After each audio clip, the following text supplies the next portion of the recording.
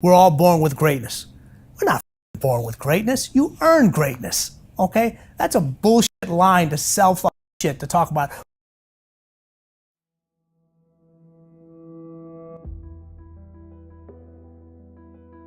When I choose a client, okay, they have to be as messed up, crazy, addicted, everything to being great. They gotta want it. They gotta be as crazy and they gotta be as f***ed up as you are. That's how you get success. You know, people talk about in business or think, oh, you gotta find a balance. If you're one way, you gotta find a person that's the other way. No, that's bullshit. That's pulling you away from how you wanna do things and how, now those people around you, they gotta be smarter than you are. Right. If you're the smartest person in the room, you need to get more people in the room. Sure. Okay, you should not walk into the room and ever be the smartest person in there. Okay, the people around you have to be much smarter, or at least in certain things. You may have an expertise in one thing, but that other individual better have an expertise that's beyond yours in something else. From a mind standpoint, you know, MJ was just as f***ed up as I was. Kobe is just as f***ed up as I was. Okay, I wanted to be the best at what I do. They wanted to be the best at what they do. Those are the people that allow you to push them, and they understand they want to get better. You know, they don't need to be motivated, okay? They're the ones that show up to practice early. Okay, they're the ones taking the extra shots. They're the ones doing the wind sprints at the end. They're the ones, you know, getting treatment, taking care of their body. You got to tell them to leave. You don't have to tell them to show up. You got to tell them to leave. Oh, that's enough. You know, you have people in your office and you look at it. You know, how many employees do you have now? We got 4,200 agents. If you put them all in the room, all right, and say your hours were 9 to 5, you'd have 4,200 people in here from 9 to 5 o'clock, from 5 o'clock. After 5 o'clock, you may have 500. After 7 o'clock, you may have 200. After 9 o'clock, you may have 5. And then guess what? At the end of the day, there's gonna be one light left on. Maybe two, yours and somebody else's. That person's as f***ed up as you are. Okay? Tell me, first time with MJ, so what happened there? I sent letters to all the Bulls players except Michael. Except Michael. Why'd you do that? You know, I'm a young kid. He doesn't need any help. Got it. You know, he's gonna be great. He's gonna be all that. I get one phone call back. Guess who it's from? Michael. There you go. The best of the best wanted to get even better. The guy who didn't get the letter The calls guy who you. didn't get the letter went and looked out of somebody else's locker and told the athletic trainer and the team doctor at the time, talk to this guy. Okay, talk to him. Long interview process. They asked me all the questions, and I had to do the process again, then I had to do the process again, then I get a phone call, and they said, hey, Michael wants to meet you after practice. So you still haven't met Michael, I still have not met Michael, okay? So this is in December of 1989. He said, let's try this out. So I give you 30 days. Okay, 30 days turned into 15 years. Okay? 15 years he stays with you. 15, and that's key there, because a lot of individuals now, okay, especially in this generation, not only from a training standpoint, but from a knowledge standpoint, they're jumping from one thing to another. Yeah. You know, they're using this trainer this week, they're using another trainer next week, you know, they're using this person as a mentor on YouTube, then they're using this person over here, okay, and they're getting all this conflicting information, okay? You gotta master what you're going to master. Okay, you have to figure it out. Too many people are jumping from place to place to place.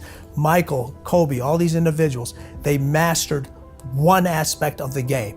When they mastered that aspect of the game, then they move to another aspect of the game. And what are people always asking? They want more content. They want more content.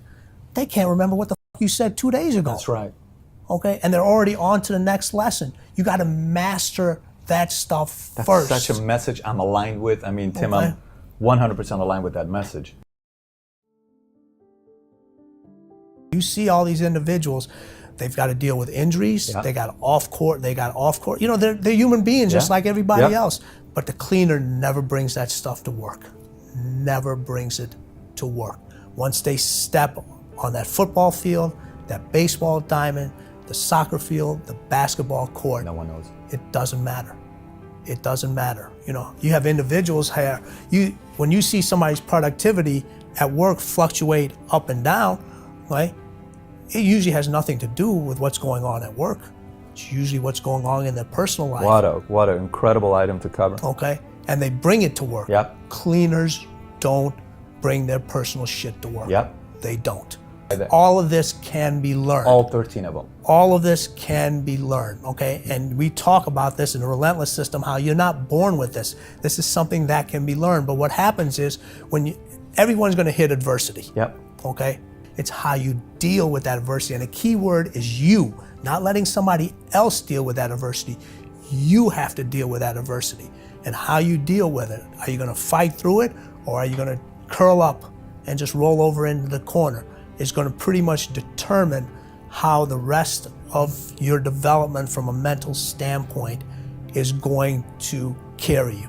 You can't always look for other people to help you. Other people got their own problems. They got their own shit they got to deal with. They're trying to achieve their own goals. They are willing to assist, but after a while, okay, if you constantly looking for assistance, constantly looking for help, it's on you. Your failure and your success is on you. Your obligation to yourself, okay, has to be greater than anybody else's obligation to you. What does that mean? Okay, you get so many people that want shit for you more than you want it for yourself, okay? Your obligation to yourself to be the best, to achieve the highest level, has to be greater. The pressure you put on yourself has to exceed anybody else's pressure that puts on you outside. Yeah, I love this one. You know, people talk about this. We're all born with greatness.